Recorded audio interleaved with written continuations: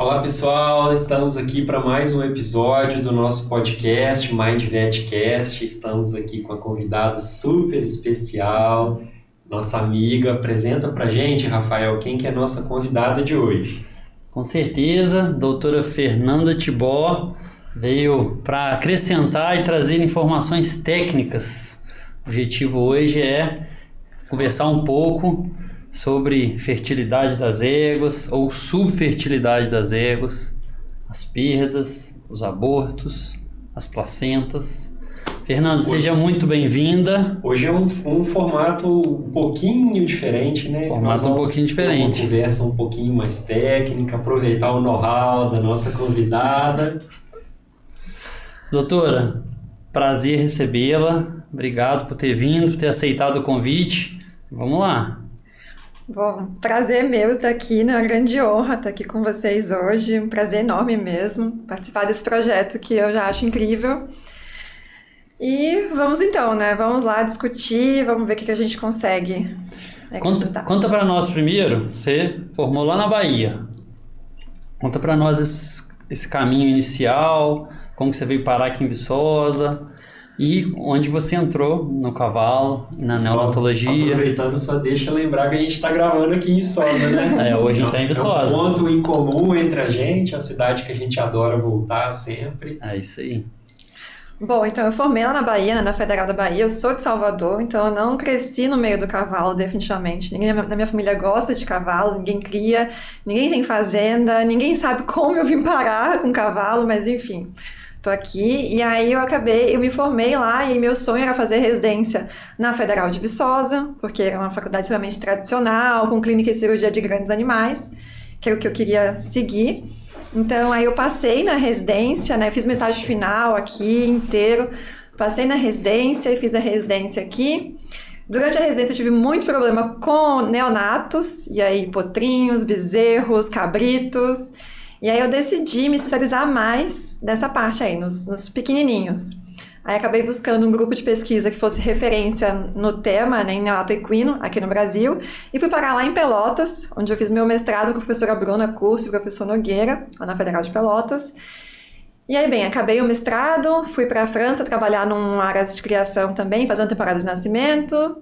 Trabalhei nessa área logo depois do mestrado, e aí em seguida eu fiz um mochilão de 3 meses, que eu acho que foi uma experiência muito importante também, em todos os sentidos. Aí fiz um mochilão, voltei para o Brasil, e aí eu fundei a Crescer, que é a minha empresa, né, onde eu trabalho atualmente. Que está no Instagram como... @CrescerVet. Enfim, e aí comecei esse trabalho de consultoria, né, e acabei fazendo temporada de nascimento aqui também, no Brasil, coisa que eu não achei que fosse ser possível tão cedo, mas acabou sendo. Com cavalo de salto. Isso. Aí lá na França já, né, eu trabalhei com cavalo de salto também. Durante o mestrado, a gente vai para áreas de criação também, viver a temporada, para entender como é que funciona tudo mesmo. Mas lá na época foi mais com PSI mesmo que eu vivenciei. Depois fui pro salto lá na França, e aí voltei, e aí não imaginava também que fosse voltar a trabalhar com cavalo de salto logo aqui no Brasil, na Bahia, que não tem tradição de cavalo de salto, né? Mas enfim... Aí segui nesse nicho aí do cavalo de salto também, mas eu trabalho com todas as raças, na verdade.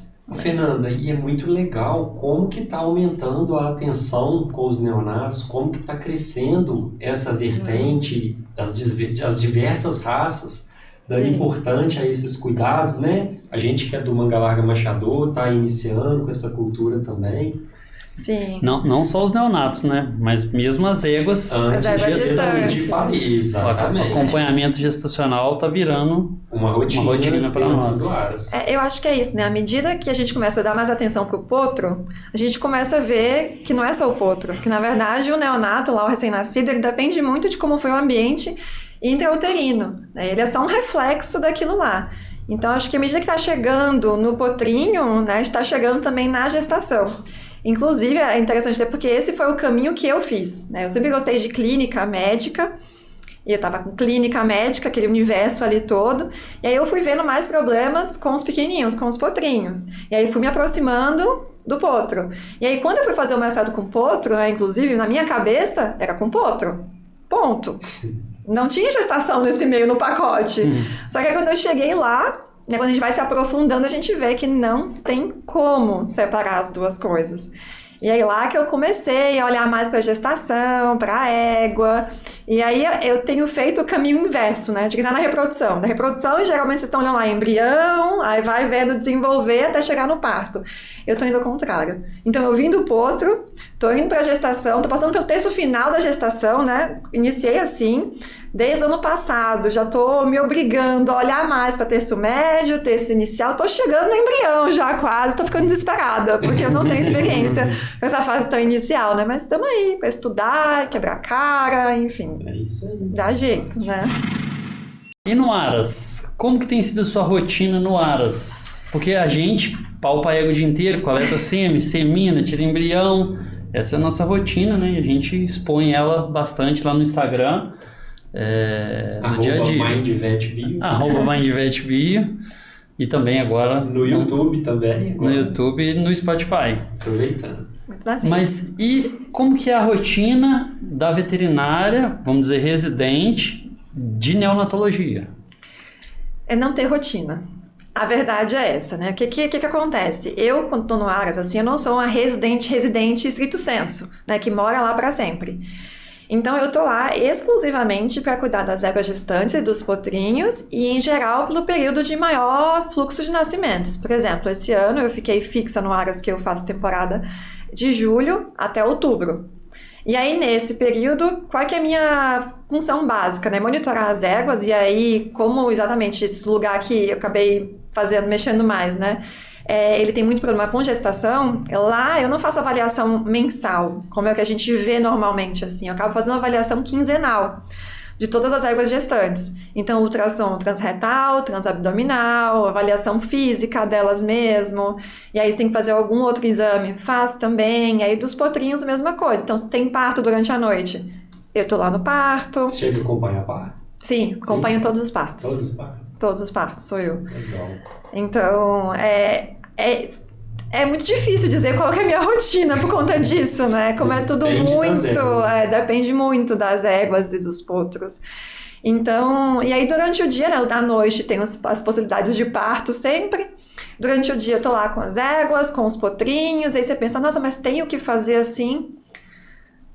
Tem, é incrível o tanto que tem coisa para fazer, porque na verdade também eu acabo não cuidando só dos potrinhos recém-nascidos, né? Eu vou até depois do desmame muitas vezes, eu faço biometria de todo mundo, todo mês eu pego todos os potrinhos, faço medição de altura, de peso, avaliação deles, de aprumo, casqueamento como é que tá, tem que ajustar alguma coisa, aí eu coleto a amostra, fazer OPG, né? Meu controle de vermifugação é bem rigoroso. Eu não gosto de ficar usando produto nenhum à toa, assim, então tudo muito assim, então... Perfeito. E até tem porque coisa. é uma raça de um esporte mais exigente também, né? Sim, sim. E a performance atlética do animal adulto vem lá do ventre. Com desde certeza, o ventre, né? com certeza. Na verdade, essa é não é nenhuma briga, assim, mas é uma coisa que a gente está tentando fazer os criadores enxergarem, né? Cada vez mais, que a performance lá do animal com 5, 6, 7, 8 anos vai depender, sim, da vida dele intrauterina, do período neonatal e do período pediátrico, né? Porque ele é um reflexo lá no final. Então, a gente tá brigando com isso aí, com alimentação, muito das receptoras, inclusive, né? Isso acho que é uma briga dos machadores aí também, né? Todos, né? A gente tem Todos. aprendido o conceito da nutrigenômica, né? Que a nutrição da receptora consegue mudar a epigenética lá, a manifestação. Então, epigenética é uma coisa que eu tenho tentado falar muito. Aí com criadores, mas com veterinários também. Porque tem muita gente que não conhece ainda esses conceitos, né? Que não entende o que isso quer dizer e não sabe quão isso é importante ali para os cavalos, para a gente, né? Se a gente quer performance mesmo. Claro. Então... E começa lá na vida. Começa lá na gestação. Pré-natal. Até no período periconcepcional, né? O período de maior, inclusive, modificação epigenética que tem, né? De plasticidade epigenética, é o período periconcepcional. Então, desde o garanhão, né? Lá antes, como ele se alimenta, como ele é cuidado, tal, isso vai influenciar também na progênie. Não só a égua. Isso é uma coisa até que em humanos eles têm deixado muito claro, né? Que não é só na mãe que a gente tem que pensar que a situação do pai também antes é importante. Então, eu acho isso muito interessante. Com certeza, com certeza.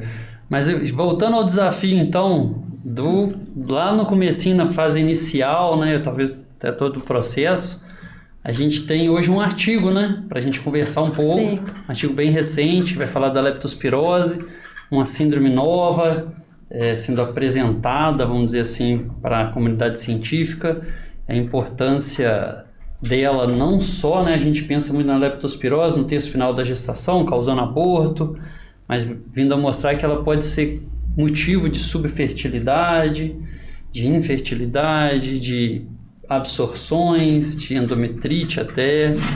Esse trabalho que a gente trouxe aqui para discutir, ele é um artigo recente desse ano ainda, desses últimos meses, publicado pelo professor Walter Lilienbaum, lá da Federal Fluminense, junto com a doutora Maria Isabel também.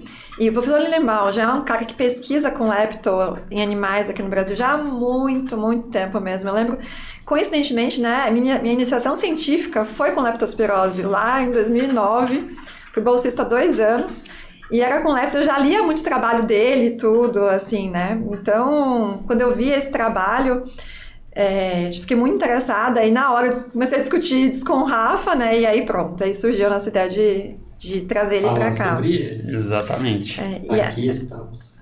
Então.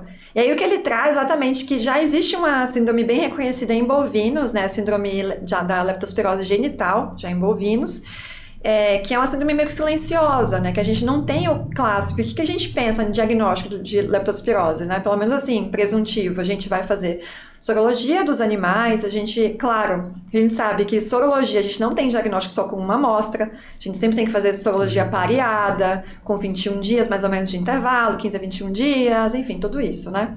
Só que a grande questão dessa síndrome mesmo é que por ela ser restrita ao trato reprodutor ali do animal, e aí seja bovino, que foi o que é mais escrito inicialmente, com a síndrome em equinos agora também, como está lá restrita, o animal pode ser soronegativo. Então, não apresentar títulos para nenhum sorovar aí de lepto, e mesmo assim ter a doença. E nenhum sinal clínico. Nenhum sinal clínico, a não ser a subfertilidade, ou essas dificuldades reprodutivas, e aí quem sabe aborto também, enfim, tudo isso. E aí isso é um sinal vermelho pra gente, né? Exatamente, mais um agente pra gente colocar na nossa lista aí de pesquisa, né? Ficar atento como uma possível causa de perda. Tanto no terço final, quanto em fases mais jovens da gestação, né? Que pode estar cometendo um plantel, né, de uma forma até mais generalizada, né? Sim, Interessante a gente comentar, né, Fernanda, que o artigo traz 422... é uma revisão sistemática. Revisão sistemática. Exatamente, não tem materiais e métodos bem descrito, né? Porque é um estudo de um compilado de vários artigos. Exatamente. Mas ao mesmo tempo é até bastante completo e traz uma informação bem significativa, né? Eu acho até, sabe, que isso eu acho que é importante, que eu vejo as pessoas com um pouco de dificuldade até assim, em geral. O que acontece? Nossa formação científica, em geral, não é lá essas coisas todas, né? A gente sempre não tá nem aí para aquela disciplina lá perdida, a metodologia da pesquisa, o que é isso, né? Então, acho importante dizer que é isso. Esse não é um trabalho experimental, né? Então, não é um trabalho que a gente vai ter matéria, métodos, resultados, discussão. Não é esse formato de artigo, né? Ele é uma revisão sistemática aí, sem meta-análise, né? Que seria uma análise estatística, que daria mais robustez, vamos dizer, ao trabalho, mas enfim, é uma revisão ainda de muitos trabalhos. Eles pegaram informações de vários trabalhos, compilaram em um só, e claro, como é uma pessoa referência na área, ele vai acrescentar a visão particular dele. Então, se a gente pensar numa, vamos dizer, aquela piramidezinha de evidência científica que a gente pensa, sabe, de ter lá na base relato de casos, e vai subindo, estudo de caso controle, isso aí, não é um trabalho até que vai estar tão lá no topo da pirâmide, porque exatamente é uma opinião de especialista. Também tem uma revisão aí no meio, beleza, mas é a opinião de especialista. E na verdade, a opinião de especialista é importante para a gente. A nossa área é muito importante, porque a gente carece de muita evidência de melhor qualidade, assim, mas está lá na basezinha da pirâmide. Mas enfim, a visão é o que a gente tem para trabalhar, a maior parte das vezes. Dele, né? Exato. Com conhecimento adquirido. E aí ele coloca isso lá, né? Então eu acho interessante porque ele discute vários aspectos aí, Enfim, é uma discussão muito rica, né, nessa revisão que ele traz com um pouquinho de tudo, assim, e ele coloca especialmente a questão do diagnóstico, da dificuldade diagnóstica. A gente já sabe que a gente já tem muita dificuldade de diagnóstico no geral. E na lepto, a gente até pensava que tinha algum conforto, entre aspas, no diagnóstico, porque, bom, se eu fiz lá sorologia pareada, deu negativo, não é lepto. Até pouco tempo atrás eu falaria isso tranquilamente. Só que aí, né, a vida não pode ser fácil. E aí ele complicou a nossa vida um pouco com isso aí. O bonito da ciência é ficar o tempo todo refutando as hipóteses. Ele vem a mostrar que dentre várias sorotipos, né, sorovariantes, existe a Bratislava subdiagnosticada. O que acontece? A Bratislava, ela é o sorovar mais adaptado ao equino. Então é aquele ali, vamos dizer, que o equino sabe lidar com ele e fica de boas lá. E até por isso, por exemplo, produziria menos anticorpos, né, contra esse sorovar. Na verdade, pelo que eu percebo, eu não sou nenhum especialista em lepto, né, mas assim, pelo que eu percebo da discussão, que acaba que eu gosto muito de ler, né, e eu tenho lido muito a respeito, eu tenho tido muitos casos de abortos, enfim, desafios. Aí, como é que eu posso dizer? A função da Bratislava ainda não é muito bem reconhecida, porque, por exemplo, tem um trabalho que, se eu não me engano, é de 2019, eu acho de 2021 mesmo agora, lá da Universidade de Cornell, que eles inocularam leptospiras do tipo Bratislava, do sorovar Bratislava, em diversos cavalos, acho que foram, sei lá, uns 10 cavalos, alguma coisa assim, para ver o que ia acontecer, né? Um desafio experimental aí, para ver como que os animais iam reagir. Desses animais todos que eles inocularam, só um teve uma febrezinha, que foi autolimitante, passou. Nenhum mais desenvolveu doença, inclusive eles não conseguiram isolar na urina dos cavalos também, e eles ficaram, nossa, mas e aí? O que acontece então com essa leptospira, né? Ela causa doença ou não causa doença em cavalo? Mas acho que ninguém sabe ainda, né? Essas coisas a gente tá meio tentando elucidar aí aos poucos, mas é mais complexo do que parece. E aí, mas acende uma luz amarela para essa nova síndrome que pode prejudicar todas as fases, inclusive está presente na égua não gestante. Sim, exatamente. De fácil transmissão também, né? Com transmissão sexual, inclusive. Esse é um ponto que eu acho que é bem importante que ele coloca, né, no artigo, porque aí, além da monta natural mesmo, pela inseminação artificial, ele coloca que isso seria possível. E aí vocês me digam, vocês que trabalham com isso, porque eu não trabalho, e aí? Eu uso luva estéreo. Mas talvez possa ser via sêmen mesmo. Via sêmen. Claro. Eu acho que a questão que ele traz é muito disso, né? Do sêmen. Porque agora, brincadeiras à parte, o acesso ao trato genital feminino ali mais profundo, a gente faz realmente com material estéreo. E o que vai é o sêmen, né, Rafael? O resto do que vai é tudo estéreo. Apesar da luva não ser estéreo, mas é luva nova, limpa. Ou porque até no coito, né? Ele fala que é possível a transmissão no coito. Tanto pelo contato, ou provavelmente pelo próprio sêmen. E levanta várias possibilidades, né? Não muito animadoras, de tratamento. Onde tem antibióticos, tem a vacina, talvez a vacina contra a sorovar específica seria importante. A vacina que a gente tem a Bratislava, né, que a gente tem aqui no Brasil, só tem uma, né, mesmo, ela tem já esse sorovar. O que acontece também com a vacina, né? A lepto tem uma resposta muito sorovar específica, tem algum grau de reação cruzada também e tudo, mas a gente sabe, por exemplo, que se a gente tem problema com uma pomona, que é muito comum a gente ter problema em equinos com a pomona também, se a vacina não tiver a pomona, a gente fica mesmo assim, sem saber se a gente vai estar realmente protegendo o nosso plantel usando a vacina.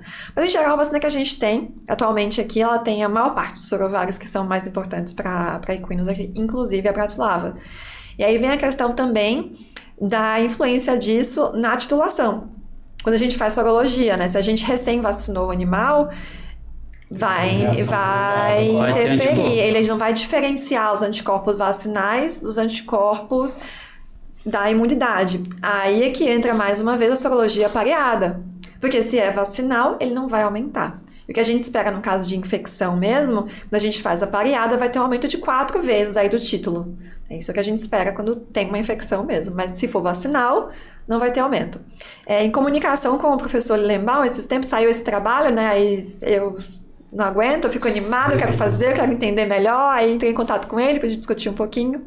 E aí ele comentou que a interferência dos anticorpos vacinais, ele considera até 90 dias após a vacina.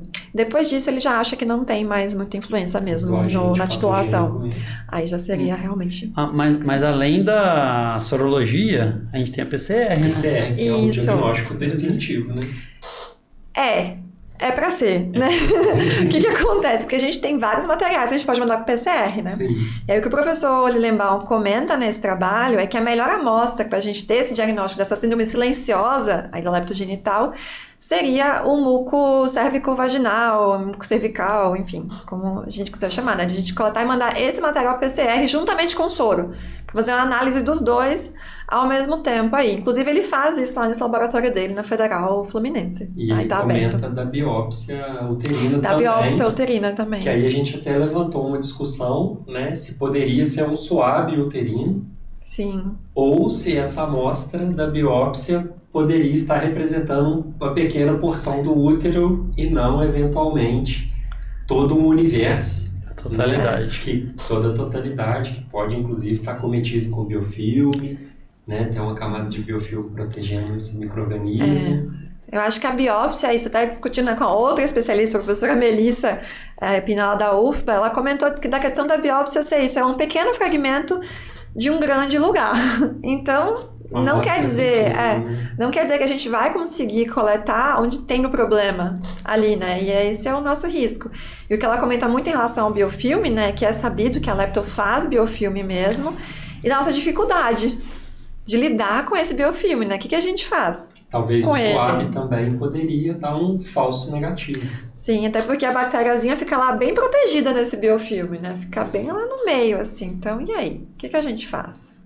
Como que a gente trata isso? E aí, para nós três, quais são as alternativas, então, para lidar com essa nova síndrome? O que você acha, Rafael? Primeiro, a gente tem que ficar atento. Saber que existe. Saber que existe. O primeiro ponto, talvez seja o objetivo fundamental hoje do artigo. Da gente ler o artigo é levantar essa lebre. Deixar todo mundo de orelha em pé. Quando a gente tem problemas no campo que a gente tem solução, tá ótimo.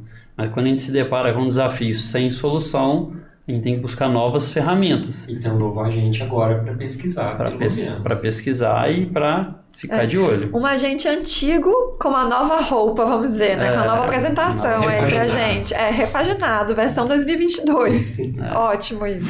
Só abrindo um parênteses, a gente falou um pouquinho do diagnóstico, do PCR, né? O Guara comentou da biópsia, do muco.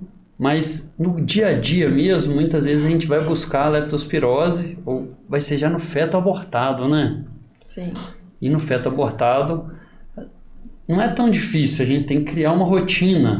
Sim. Como que é essa sugestão, essa rotina? Vamos levar o feto inteiro, vamos fazer a necrópsia do feto, que já é um primeiro passo para diagnosticar o problema na fazenda. Importante. E depois passos de controle, porque a gente já sabe que a leptospirose não vai ser só com antibiótico e não vai ser só com a vacina. Tem que controlar o desafio ambiental. Com certeza. Então, como é que você tem recomendado, Fernanda? Manda o feto inteiro lá pro professor lá na UF? Depende do tamanho. Então, acho que foi abortado. Como é que eu tenho feito? Na verdade, eu tenho trabalhado muito com a minha universidade mais próxima, que é a Federal lá da Bahia, né, atualmente. Mas acho que todo mundo aqui vai ter alguma, eu tô te ouvindo, vai ter alguma universidade próxima. Um profissional de referência.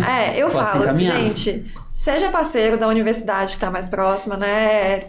Tenha um professor de estimação, é o que eu faço lá, inclusive tem muita ajuda em tudo, né? Em orientações de coleta, em levar o material. Eu, em geral, lá nesses casos assim, eu tenho mandado congelo, já de cara, se tiver em condição, assim, eu já coleto alguma coisa. E o que é essencial para mim em caso de aborto? O que eu considero? Líquido estomacal, que acho que é uma ótima amostra, aí seja para fazer isolamento, seja para PCR também. tá? Eu acho que é importante para as duas coisas aí.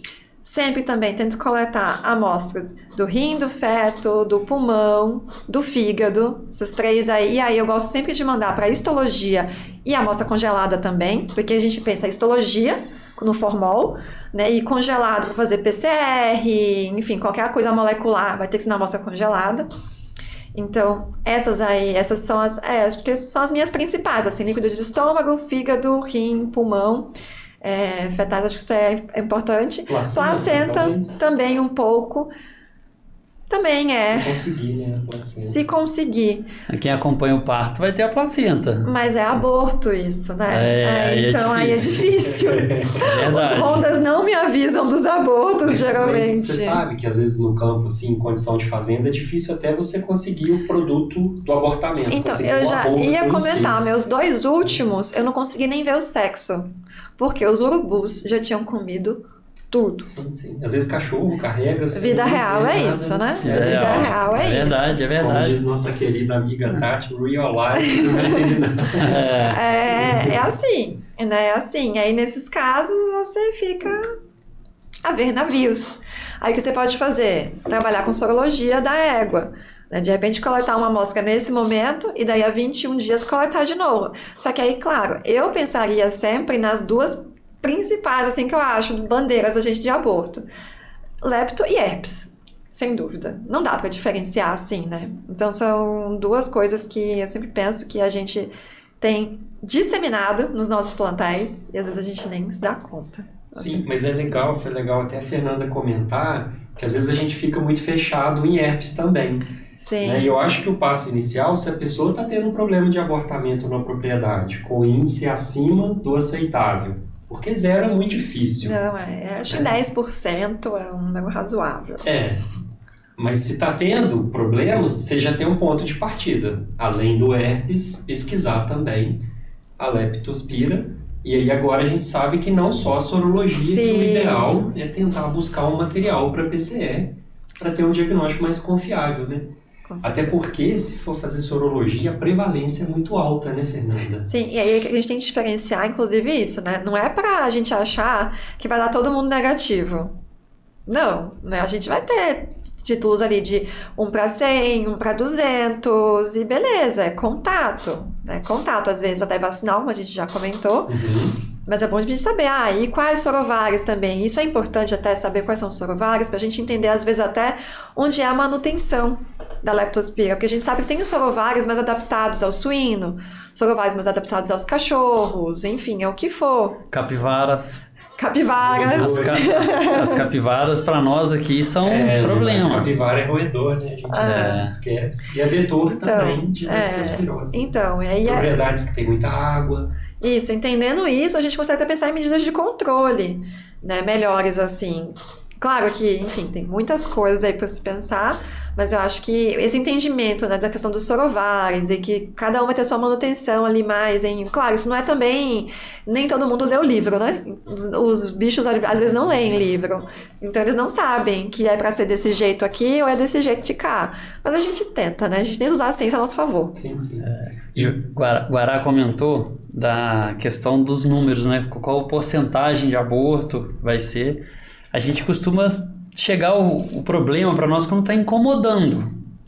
Mas muitas vezes os aras hoje não têm as anotações de forma sistemática. Com certeza. Para a gente olhar e falar assim, tá tendo X%. Normalmente, muitas vezes você chega lá e não sabe nem quantas éguas prenhas ou quantas éguas perderam dentro da estação, em qual fase da gestação. Então, esse monitoramento sistemático vai ser importante para o diagnóstico. Nos lugares que a gente trabalha, naturalmente, a gente tem esse controle, né? E se a taxa de abortamento eventualmente começar a subir, você liga o alerta, né? Vai pesquisar. Mas infelizmente essa não é a realidade da maior parte dos lugares, né?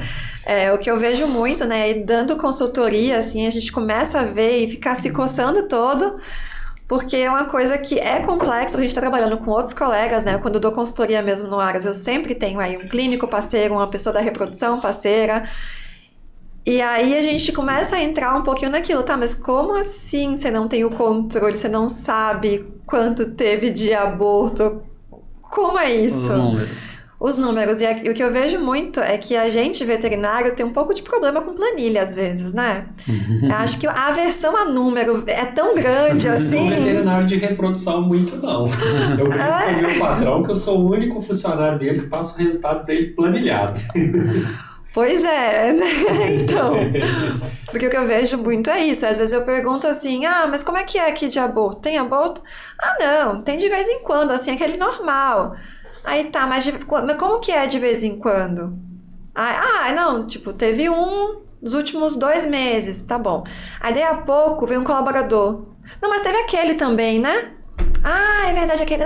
Uns 2 em 2 meses. Aí daqui a pouco vem outro. Não, mas lembra aquele também? Aí você começa a ficar assim, meu pai amado, peraí que... E aí, enfim, eu acho que a gente... Porque a grande questão é que a gente confia muito na nossa cabeça. E eu sou o oposto, né? Eu não confio na minha cabeça, 0%. Então eu gosto de ter tudo anotado, porque eu sei que eu sou esquecida. Então, se for depender de mim para lembrar exatamente quantos abortos a gente teve esse ano em X horas, eu não vou saber. Então, eu tenho tudo lá anotadinho, bem bonitinho, quando foi, o que eu achei, meus pensamentos a respeito, inclusive tá tudo lá. Só que acho que algumas pessoas acabam confiando muito nas suas cabeças e aí não tem isso. E aí você tem uma falsa realidade. Inclusive, esse é até um viés da prática baseada em evidências, né? Inclusive, a gente leva em consideração esse tipo de viés, que é viés de memorização. A gente tende a ter em mente facilmente os extremos. O que deu muito bom, o que deu muito ruim, né? Então, o que acontece de muito bom, o que acontece de muito ruim, a gente tem até um pouco. Mas o que está no meio, foge da nossa cabeça. Tem até uma máxima que diz que o que não é medido não pode ser controlado, né? Exato. Mas nesse caso a gente está falando de perdas financeiras consideráveis.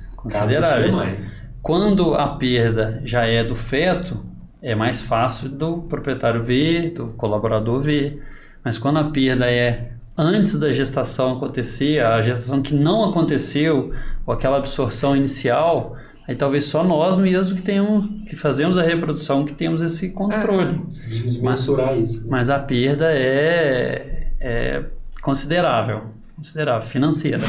Quais as formas práticas da gente conseguir contornar isso, além do diagnóstico, obviamente, né? Qual animal vale a pena tratar? A vacinação? Qual que seria, assim, sua indicação?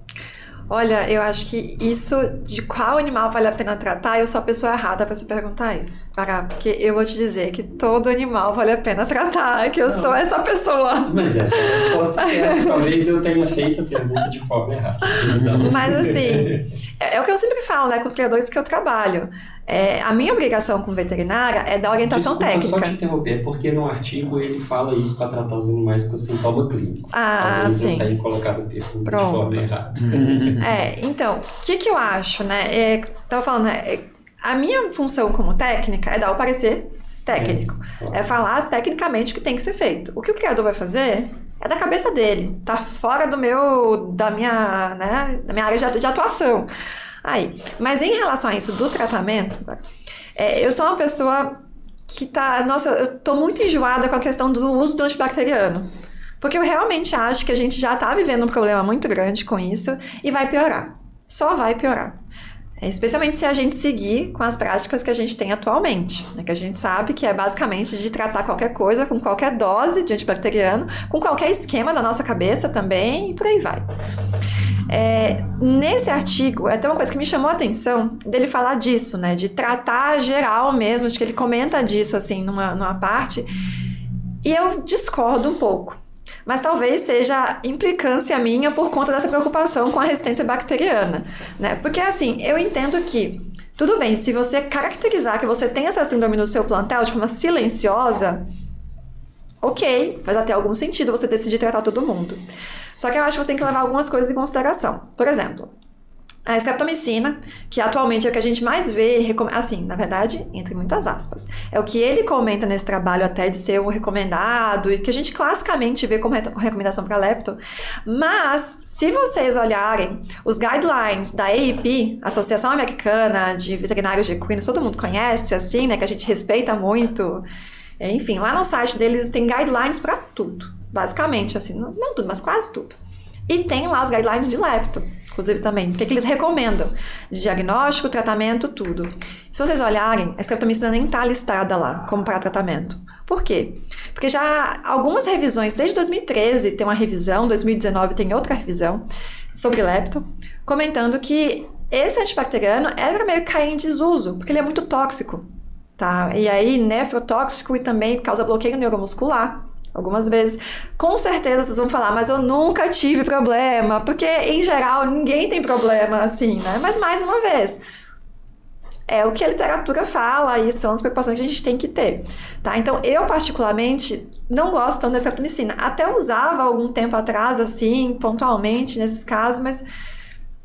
Enfim, depois de ler essas revisões, tudo, depois de ver lá no guideline da AAP que ela não tá lá, eu fiquei meio assim. Mas a verdade é que a gente não tem trabalho científico demonstrando qual que é o melhor antibacteriano para tratar a leptospira.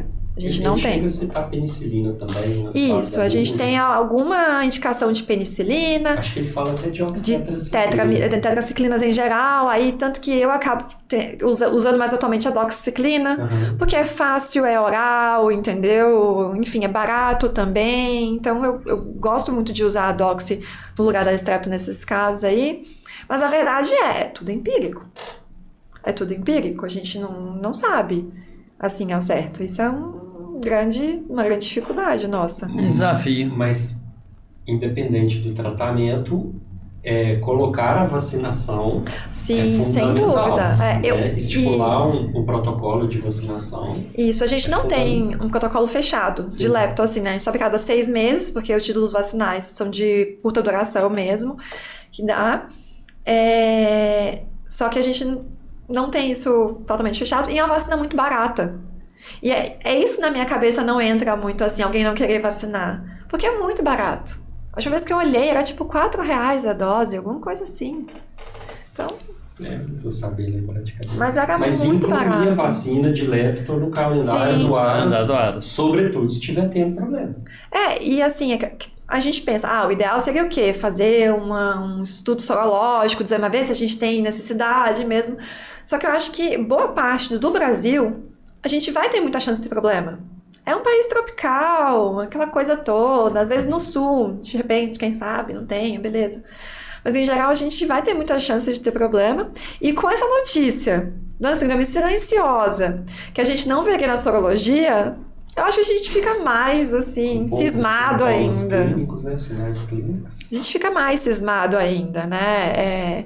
Eu, sinceramente, ainda não acho que seria o caso de, por exemplo, tratar todo mundo com antibacteriano, até porque isso é um gasto absurdo, né? Uma faca de 2 gumes, literalmente. Né? Enfim, eu ainda não consigo aceitar isso como sendo algo que a gente tem que fazer em geral. Claro, que se é um lugar que tem muito problema de aborto, de repente vale a pena. Mas eu ainda fico muito dividida. Assim, e eu acho que tem que lembrar também, quando a gente faz um tratamento desse, a gente não está tratando para leptospirose, como muita gente pensa. Quando a gente usa um antibacteriano, a gente vai matar qualquer bactéria que seja suscetível a essa molécula. Então é errado você achar que porque você usou a streptomicina, tá tratando para lepto, deu bom, então era lepto. Não! Não, pode ser qualquer bactéria que é suscetível à streptomicina. Que isso me dói um pouco o ouvido também, quando a gente, tratei para lepto e deu bom. Como é isso? Não existe isso. Ô, Fernanda, eu acho que a gente podia conversar um pouquinho sobre quais as orientações, qual assim uma mensagem hoje para a galera que quer trabalhar com neonatologia, que quer acompanhar a gestação. Vamos fazer uma residência clínica primeiro, vamos fazer curso, vamos mudar para o ARAS, vamos se preparar, porque acompanhar parto. Às vezes até os criadores, que alguns podem nos escutar também, a importância até da gente ter essa pessoa dentro do ARAS. Conta para nós um pouquinho do que passa na sua cabeça hoje sobre esse acompanhamento todo. Olha, a minha opinião bem sincera mesmo é que, assim, antes de pensar em qualquer especialidade, né, se especializar, assim, mas ser especializada, né, a gente estava discutindo aqui antes, em alguma coisa, você tem que ser um bom generalista. Eu acho que é muito difícil uma pessoa querer começar já mexendo só com potro. né? Ou enfim, com gestação, ou com o que for. Eu sempre acho que você tem que ter uma visão mais ampla, entender o que é o cavalo, o meio dele, como é que ele funciona, para depois você pensar realmente no que você quer focar ali, né, na espécie. Foi assim que foi comigo, né? Eu funcionei assim e gosto muito porque isso me dá muito mais segurança, eu acho, para trabalhar, sem dúvida, porque potro, na odontologia, é medicina interna. Não tem isso de as pessoas querem colocar isso como uma entidade à parte. Não é. Trabalhar, fazer clínica de potro é fazer medicina interna. Que muitas vezes vai ser mais intensiva que a do adulto só, mas é medicina interna. Então, eu acho que primeiro de tudo, eu sinceramente, eu acho que qualquer pessoa que mexer com clínica e reprodução atualmente tem que fazer uma residência. Na minha cabeça não entra não fazer, porque hoje tem muita oportunidade, entendeu? E é uma coisa muito enriquecedora você trabalhar com a ajuda de alguém, né, mais experiente, que vai te ajudar, que vai te guiar. E claro, para isso buscar boas pessoas, né? Mas que não adianta também trabalhar com alguém mais experiente que vive nos anos 60. Não adianta, né? Na minha humilde opinião aí. Mas enfim, então a gente tem como buscar isso hoje. Os tutores, né? Tem que... Não tem jeito. Porque se é para aprender certo, né? Não é errado. Enfim, eu acho que a gente tem que seguir muito isso aí mesmo e, mais uma vez, entender o todo e ir afunilando. Essa é a minha visão, assim, de como eu indicaria para alguém. Quem me pede conselho hoje, eu falo basicamente isso. Eu falo, entenda primeiro o todo e depois foque lá no botão. E saber que a criação de cavalos é um ciclo completo, né? Desde a reprodução, cuidado com a gestação, ficar mais atento no parto, que às vezes a gente acaba negligenciando um pouco, principalmente nas fazendas de criação, né? E a atenção com o neonato para ter mais assertividade na criação, ser mais eficiente também, né? Eficiente tem a ver com evitar perdas, né? Com certeza, eu acho que isso a gente está começando a se dar conta mais assim, né? A pessoa está começando a olhar mais. E é como eu sempre falo, sabe, Guará, do parto. O parto, em geral, ele vai ser tranquilo. Vai tudo acontecer perfeitamente bem. Por isso que não tem que ser um veterinário acompanhando todos os partos. Tem que ser uma pessoa treinada, que saiba exatamente quando tem que acionar o veterinário, que vai estar ali bem pertinho, de preferência. Porque como é um evento muito explosivo, é muito rápido, não dá tempo. Do veterinário que está a 2 horas de distância chegar para fazer muita coisa. Não dá. Então, eu acho que é muito isso. A gente tem que lembrar da mão de obra do Aras, a gente tem que conseguir capacitar melhor os colaboradores. Acho que isso é uma falha muito grande que a gente tem nos nossos sistemas ainda. A gente acha que não precisa, ou que não é importante, né? Que, enfim, a gente quer só o veterinário bem treinado. Mas e os colaboradores? Eles é que são o dia a dia mesmo. Eles que são a alma do Aras ali, eu acho, né? Então, tem que prezar por isso, tem que cuidar melhor deles. Formar uma equipe. Perfeito. Eu acho. Desafio de sempre, né? Sempre. Eu acho que é um dos maiores desafios que a gente tem na vida, né? É conseguir formar equipes. Formar uma equipe. Difícil. Perfeito. Muito perfeito. Bom, hein, Rafa? Agradecer, né? Doutora Timbó deu show. Obrigada. Conversa muito boa, muito produtiva. Trouxemos o artigo, que era o objetivo, um artigo bem recente, 2022. Vamos deixar ele disponível também para a galera poder ter acesso, ler, né, que é importante, não só confiar nas nossas palavras. É o que eu sempre falo, quando eu dou curso, essas coisas eu falo, gente, não acreditei em nada que eu falei, posso ter falado várias mentiras, inclusive. Vão lá e leiam, melhor coisa sempre. É isso aí. Como que encontra a Fernanda nas redes sociais? No Instagram, @crescervet, e-mail também, né, crescervet@gmail.com, que é isso. Muito bom. Pode pedir estágio. Tem serviço à vontade. Vamos tentar atender da melhor forma possível os pedidos. Uma orientadora rigorosa, detalhista. Cuidado com o que vocês desejam. Pode se tornar realidade. Pode ser o seu maior pesadelo. Rafael, e a gente? Onde a gente está nas redes sociais? No Instagram, no YouTube, @MindVetBio. Estamos juntos aí no Spotify. E esse é mais um episódio do nosso MindVetcast. Fernando, muitíssimo obrigado. Um podcast disruptivo. Hoje foi mais do que nunca, né? Com certeza. Com a super presença. Muito obrigado. Eu que agradeço, a honra estar aqui com vocês. Mais uma vez, muito obrigada. E é isso, estamos juntos. Foi ótimo. Valeu.